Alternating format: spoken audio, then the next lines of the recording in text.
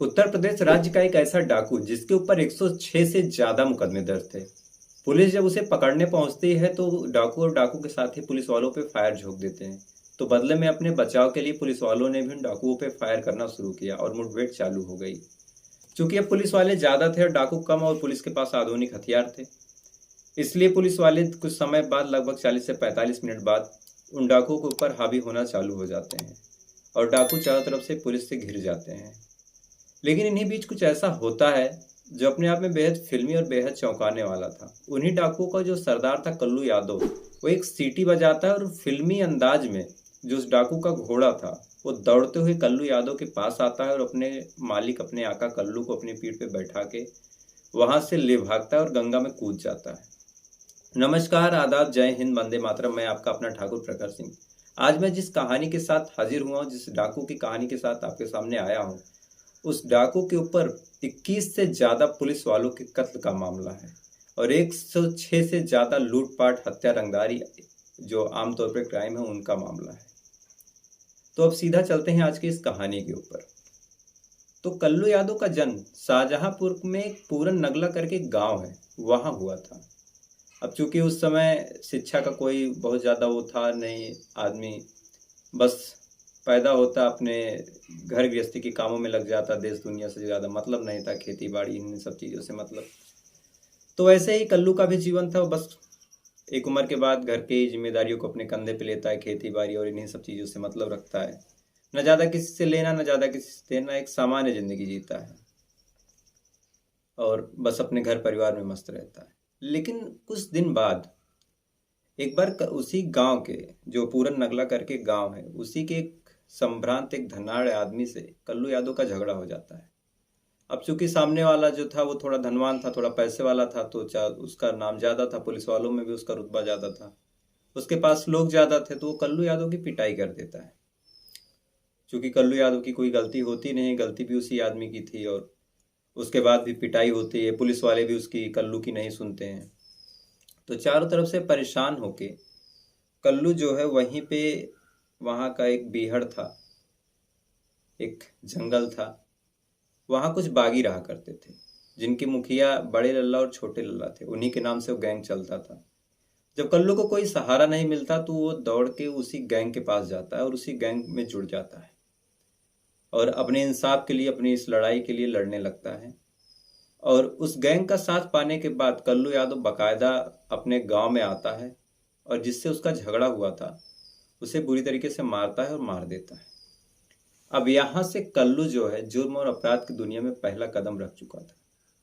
अब इधर कल्लू को भी मजा आने लगा था कि जो गांव वाले कभी उसे ठीक से बात नहीं करते थे, उस बड़े लल्ला और छोटे लल्ला से जुड़ने के बाद लोग आज उसे सलाम ठोक रहे हैं, चारों तरफ उसका नाम, चारों तरफ उसका रुतबा फैलता जा रहा है। तो कल्लू को भी मजा आने लगता है कि अब इस दुनिया में वापस क्यों आना, जब इतनी अच्छी दुनिया मेरे पास है, खाने को भी अच्छी चीजें हैं, पैसे हैं, सब कुछ हैं। तो उसी, जो बड़े लल्ला छोटे लल्ला की गैंग थी, उसी में जुड़ा रहता है और धीरे धीरे अपराध करने लगता है, लूटपाट, डकैती, मारपीट, रंगदारी, ये सब चीजें, किसी को धमकाना हुआ। उस टाइम पे ज्यादा ऐसी चीजें थी नहीं कि ज्यादातर खेत खलियान के मामले होते थे, तो उसमें भी कल्लू किसी एक पार्टी से, किसी एक पक्ष से पैसा लेके उस मामले को निपटारा करता, धमकी देता। और देखते ही देखते कल्लू यादव का जो नाम है वो पूरे जिले में एक तरह से फैलने लगता है और काफी बड़ा नाम हो जाता है। इधर जो बड़े लल्ला छोटे लल्ला, इनकी भी उम्र होने लगती है, ये भी, इनकी उम्र ढलने लगती है।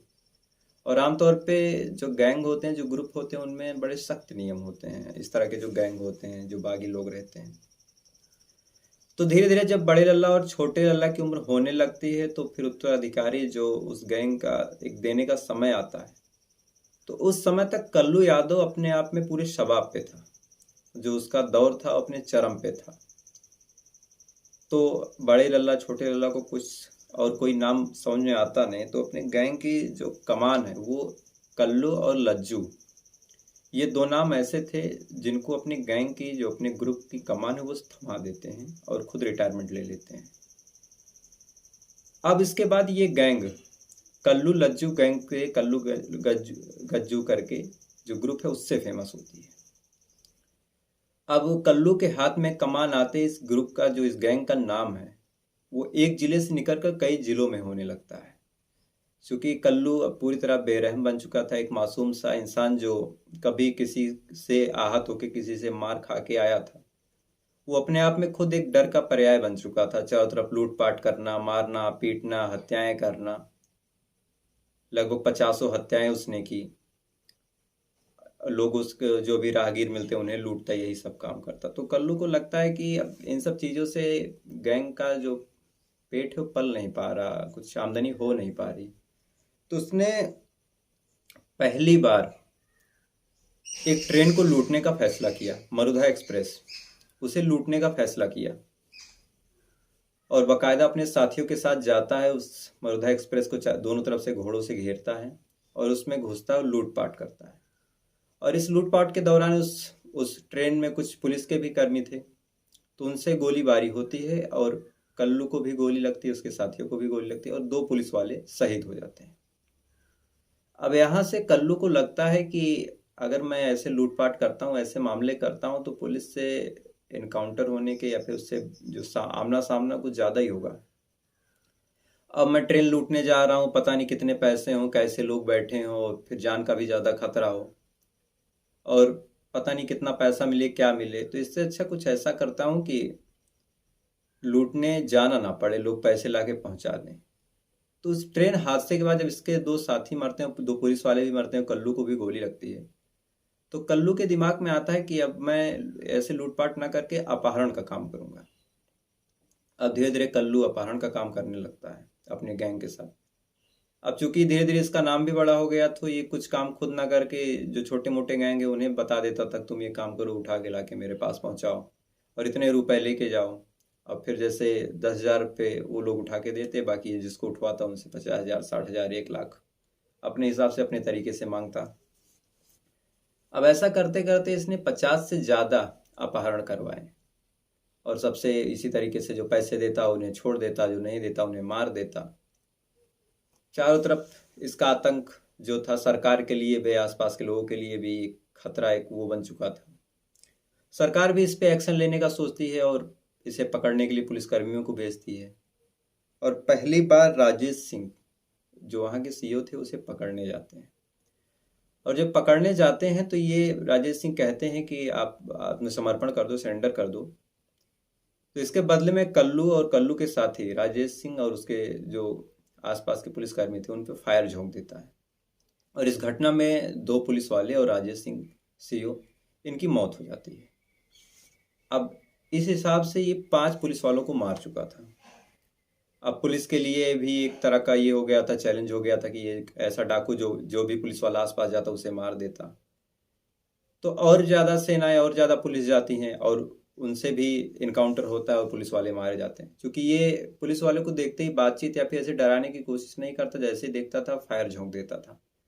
और जिन पुलिस वालों को ये मारता, उनके पास से जो आधुनिक हथियार मिलते, जैसे किसी के पास कार्बाइन मिली, किसी के पास ऑटोमेटिक 9mm पिस्टल मिली, किसी के पास राइफल मिली, तो उन्हें भी ये अपने कब्जे में ले लेता। तो पुलिस वालों को मार के ही इसके पास जो ज़्यादा से ज़्यादा आधुनिक हथियार थे वो आ चुके थे। आमतौर पे किसी डाकू के पास, किसी डकैत के पास उस समय तक राइफल ही हुआ करती थी, लेकिन पुलिस वालों को मारने की वजह से, उनको लूटने की वजह से इसके पास कार्बाइन और ऐसी आधुनिक जो हथियार थे उस समय के आधुनिक में जो आते थे वो काफ़ी ज़्यादा इसके पास हो चुके थे। तो इसकी जो फायरिंग पावर थी, फायरिंग कैपेसिटी थी, वो भी बढ़ चुकी थी। अब एक समय तो इसका ऐसा आ गया था कि पुलिस वाले इसके पास जाने से डरते थे और कतराते थे कि जाऊंगा, जैसे कुछ आसपास उसके रेंज में जाऊंगा वो डायरेक्ट गोली चला देगा।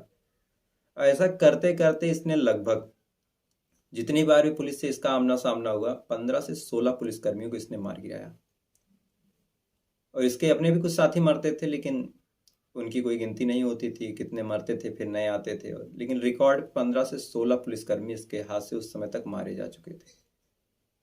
अब इसके बाद ये एक फार्म हाउस से 4 किसान, जो नाम के किसान थे लेकिन अपने आप में बहुत बड़े हरियाणा के किसान थे, उनको उठवाता है। अब जिनको ये उठवाता है उन किसानों के जो उस समय के मुख्यमंत्री थे हरियाणा के, उनसे बड़े अच्छे संबंध थे। तो उन माननीय मुख्यमंत्री जो थे हरियाणा के, उन्होंने उत्तर प्रदेश के मुख्यमंत्री से बात की और सरकार पे बाकायदा एक दबाव बनवाया। अब जो सरकार पे दबाव बनी तो पुलिस पे भी दबाव बना। अब जब पुलिस पे दबाव बना तो उस समय के एक जाने माने सब इंस्पेक्टर थे विजय राणा। उनको ये मामला दिया गया कि आप इस मामले को सुलझाएं और जाके उसको कलुआ यादव को पकड़ के लेके आए, या फिर इनकाउंटर करें, चाहे जो करें, लेकिन इसका निपटारा होना चाहिए। तो विजय राणा अपनी टीम के साथ इस मामले की जांच पे इस पे लग जाते हैं कि कैसे इससे निपटारा पाया जाए, और बाकी पुरानी फाइलें भी देखते हैं कि कैसे इसने मारा है, क्या कुछ करता है। तो धीरे धीरे मुखबिर भी लगाए, तो एक समय के बाद उन्हें एक निष्कर्ष समझ में आया, कंक्लूजन समझ में आया कि अगर आप दिन में जाते हैं कल्लू यादव को पकड़ने या मारने, तो आप उसे पकड़ नहीं सकते, उसे पकड़ना, उसे मारना असंभव है, और आप जिंदा आएंगे भी नहीं। तो फिर उन्होंने रात का प्लान बनाया, और रात में जो है धावा बोला कल्लू यादव की गैंग पे। अब जैसे ही कल्लू यादव को पता चला कि पुलिस वाले आ गए, तो उसने अपने उसी पुराने अंदाज में गालियां देने के साथ साथ फायरिंग शुरू कर दी। और इधर से भी फायरिंग चली, उधर से भी गोली चल रही है, दोनों तरफ से लगभग 45 मिनट तक गोली चलती रही। अब चूंकि पुलिस के पास जो असलहे होते हैं, जो गोलियां होती हैं, उनकी कोई कमी नहीं होती। तो 45 मिनट गोलियां चलने के बाद जो कलुआ यादव का ग्रुप था, माफ कीजिएगा बार बार कल्लू यादव कह रहा हूँ, कलुआ यादव का जो ग्रुप था वो थोड़ा कमजोर पड़ने लगता है, और उसे लगता है कि वो घिर चुका है। और पुलिस वाले भी थोड़ा सा हावी होने लगते हैं, उन्हें भी लगता है कि हाँ फायरिंग सामने से थोड़ा धीरे धीरे आ रही है। तो अब पुलिस वालों में थोड़ा सा एक जोश, थोड़ा सा एक वो हौसला अफजाई होने लगती है, और वो थोड़ा सा आगे बढ़ने की कोशिश करते हैं। और इधर कलुआ को भी लगता है कि वो अब घिर चुका है। उसके बाद जो मैंने आपको शुरू में बताई थी कि एक सीटी वाली बात, तो जब उसे लगता है कि वो घिर चुका है, तो उसने सीटी बजाई, और जो कल्लू यादव का घोड़ा था, कलुआ यादव का, वो भागते हुए पुलिस वालों को चीरते हुए बीच से आता है, और कलुआ को अपनी पीठ पे बैठा के पास में ही गंगा नदी थी उसमें छलांग लगा देता है, और तैर कर और दौड़ कर, कुछ दूर दौड़ के फिर तैर कर कलुआ को गंगा उस पार कर देता है। तो पुलिस वालों के लिए अपने आप में बेहद हैरान करने वाले, चौंकाने वाली बात थी कि एक डाकू का घोड़ा, जैसे उन्होंने फिल्मों में देखा था, किसी शोले फिल्मों या फिर ऐसी फिल्मों में कि डाकू सीटी बजाता है और घोड़ा दौड़ता हुआ आ जाता है और फिर मालिक को बैठा के लेके भागता है, तो सेम जो कुछ उन्होंने फिल्मों में देखा था वैसा ही नज़ारा उनके सामने था, कि एक डाकू है जो सीटी बजा रहा है और घोड़े जो है दौड़ के सामने आ रहे हैं। उसके बाद फिर वहां से भी कलुआ बच जाता, लेकिन एक ऐसा पहला मामला था जब कोई पुलिस वालों की कैजुअलिटी नहीं हुई थी, कोई हानि नहीं हुई थी, ना कोई मरा था, ना कुछ हुआ था, और कलुआ पहली बार पीछे हटा था। आमतौर पे इससे पहले कलुआ कभी भागा नहीं। जो भी उसके पास गए, उन्होंने, कलुआ ने उसे मारा, कुछ देर तक वहीं रहा, उसके बाद उसने अपना अड्डा, अपना लोकेशन चेंज किया। तो पहला ऐसा मामला था विजय राणा के नेतृत्व में कि कलुआ पीछे हटा था, तो पुलिस वालों का हौसला थोड़ा सा और बढ़ता है, और पुलिस वाले आगे बढ़ते हैं। और डे बाय डे, एक दो दिन के अंतर पे लगभग 5 से ज़्यादा ऐसे इनकाउंटर हुए, और इनकाउंटरों में 4-5 पुलिस वाले भी शहीद होते हैं। और टोटल जो रिकॉर्ड है कलुआ का, उसमें उसने 21 से ज़्यादा पुलिस वालों की हत्या की थी। उसके बाद इधर सरकार का भी दबाव था कि जो 4 अपहरण हुए उन्हें छुड़ाया जाए। तो पुलिस वाले अगला 2-2 दिन, जब जब उन्हें सुराग मिलता, सबूत मिलता कि कलुआ कहाँ छुपा है, तो वो इनकाउंटर करने जाते और गोलीबारी होती। और ऐसे ही एक बार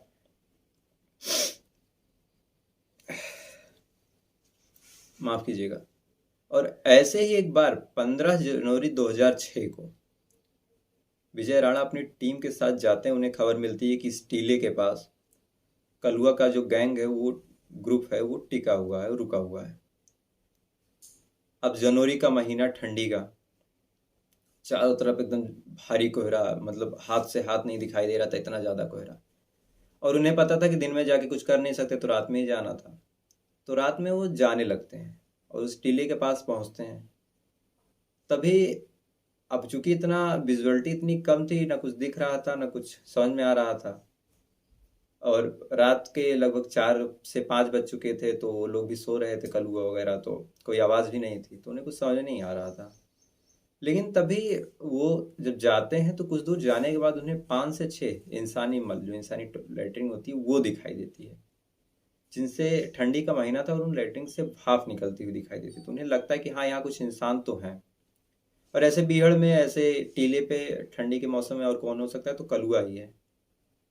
लेकिन पैर की जो आवाज़ है, जब तक ये लोग इतना समझते हैं, आपस में बात करते हैं कि हाँ कलुआ है यहाँ पे, पैर की आवाज़ से कलुआ जो है वो जाग जाता है और देखते ही उसे भी चूंकि दिखाई तो नहीं देता, लेकिन जो पैर की आहट है उस दिशा में, उस डायरेक्शन में कलुआ और उसके साथी फायर झोंक देते हैं। अब इधर से भी गोली चलती है, अंदाज के हिसाब से उधर से भी चलती है, और 1 से 2 मिनट गोली चलने के बाद एक चीख, जो डाकुओं का गिरोह है उससे एक चीख की आवाज़ आती है, एक चिल्लाने की आवाज़ आती है जैसे किसी को गोली लगी हो। और फिर सामने से जो अब तक कार्बाइन के और ऐसे पिस्टल्स के फायर आ रहे थे वो भी कम हो जाते हैं और राइफल्स के लोड होने के फायर की आवाज़ सुनाई देती है। तो पुलिस वालों को लगता है, विजय राणा सर को लगता है कि हाँ शायद कलुआ को ही गोली लगी है, लेकिन बीच बीच में फायर आ भी रहे थे, फिर फायर की जो दूरी थी वो भी दूर होती चली गई, तो ये लोग भी आगे बढ़े। और इधर सुबह के 6 बज चुके थे, थोड़ा सा हल्की हल्की धूप निकल रही थी। तो वो जब आसपास चेक करते हैं तो देखते हैं कि कुछ साथी और खून के धब्बे वो गंगा नदी की तरफ जाते हुए दिखाई दिए। तो कुछ पुलिस वाले उसके पीछे भागते हैं और कुछ खून के निशान एक झाड़ी के पास जाके रुक जाते हैं। तो वो दौड़ के उस झाड़ी के पास जाते हैं तो देखते हैं एक आदमी कंबल में लिपटा हुआ पड़ा था। अच्छा, हैरान करने वाली बात यह थी कि चाहे जितने भी पुलिसकर्मी थे, किसी ने कलुआ यादव को देखा नहीं था, तो पहचान करना भी अपने आप में बेहद मुश्किल था कि कैसे पहचान हो। तो एक आदमी पड़ा हुआ था जिसके ऊपर गोली लगी थी, उसके पास एक राइफल, एक कार्बाइन और एक कुल्हाड़ी मिलती है। तो इससे पहले जो उन्होंने किडनैप किया था 4 लोगों को, वो भी वहीं पे बंधे मिलते हैं। तो फिर उनसे पूछताछ की जाती है कि आप बताइए, आप तो कलुआ को जानते होंगे। तब उन्होंने बताया, उस लाश को देखा और कहा कि हाँ यही कलुआ यादव है। और फिर पुलिस वालों की जान में जान आती है कि अपराध का जो इतने दिन से, जिसके ऊपर 106 मामले थे, उसमें से कई 21 से ज़्यादा पुलिस वालों के हत्या के मामले थे। एक ऐसे दुर्दांत, एक ऐसे अपराधी, एक ऐसे डाकू का आज सफाया हुआ। उसके बाद ये मामला जो था वो पूरे उत्तर प्रदेश के साथ देश के कोने कोने तक फैला और बहुत चर्चा का विषय था। और जो विजय राणा सर थे जिन्होंने इनकाउंटर किया, जो ये सफल बनाया, उनको राष्ट्रपति सम्मान के साथ साथ पदोन्नति भी दी गई। तो ये थी कहानी कलुआ यादव और उसके गैंग, और उसके गैंग का कैसे खात्मा होता है, उसका, उसके आतंक का। तो इस कहानी को ख़त्म करूँ इससे पहले कल मेरे वीडियो पे क्षितिज गायकवाड़ जी करके हैं छत्तीसगढ़ से, इन्होंने बहुत प्यारा कमेंट किया, बहुत अच्छा लगा आपका कमेंट क्षितिज जी। ईश्वर से यही प्रार्थना है कि आप निरंतर आगे बढ़ते रहें, और आप लोग से भी यही प्रार्थना है कि अगर कोई सुझाव, कोई सजेशन, कोई आपकी समझ से मैं सुधार सकता हूँ, या फिर आपको कोई कहानी सुननी हो, तो प्लीज़ आप मुझे कमेंट करके बताइए। शायद अभी नया हूँ, कई चीज़ें गलत हो रही हैं मुझसे, मुझे भी पता है, लेकिन मेरा पूरा प्रयास है कि आप लोग को अच्छे से अच्छा वीडियो, अच्छे से अच्छी कंटेंट आपको प्रोवाइड करूँ, अच्छे से अच्छी कहानियाँ सुनाऊँ। तो फिलहाल इसी के साथ कि आप लोग का प्यार और ऐसा सपोर्ट बना रहेगा। आपसे कल फिर मुलाकात होगी। जय हिंद, वंदे